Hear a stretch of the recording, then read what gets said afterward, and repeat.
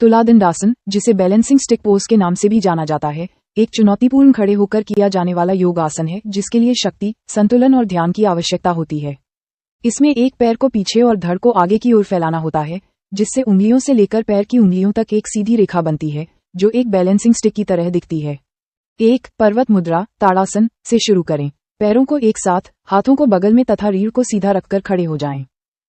2. सांस लें और हाथों को ऊपर उठाएं। अपने हाथों को ऊपर की ओर उठाएं, हथेलियां एक दूसरे के सामने हों और वैकल्पिक रूप से अपनी अंगुलियों को आपस में फंसा लें जिससे तर्जनी अंगुलियां ऊपर की ओर हों। 3. अपना वजन स्थानांतरित करें। अपना वजन अपने दाहिने पैर पर स्थानांतरित करें।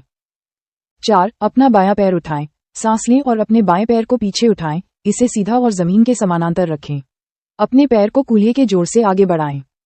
5. आगे की ओर झुकें, सांस छोड़ें और अपने कूल्हों पर झुकें, अपने धड़ को आगे की ओर मोड़ें, इसे फर्श के समानांतर लाएं। आपकी भुजाएं, धड़ और बायां पैर एक सीधी रेखा में होने चाहिए, जैसे कि बड़ा टी। 6. कोर और दृष्टि को सक्रिय करें।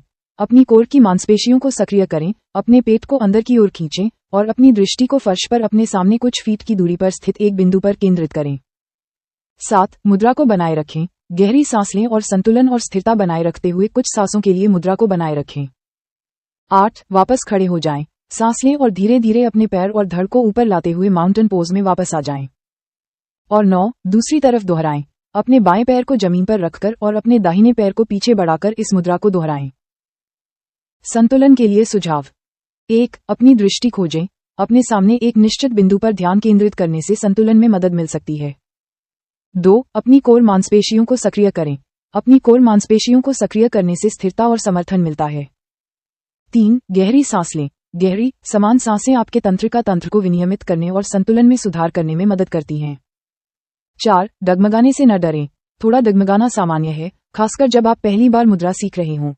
नियंत्रित हरकतों और सचेत सांस लेने पर ध्यान दें। और 5. अपने शरीर की सुनें। अपनी व्यक्तिगत जरूरतों और सीमाओं के हिसाब से मुद्रा को समायोजित करें। मुद्रा में गहराई तक जाने से ज्यादा जरूरी है कि आप सही संरेखण बनाए रखें।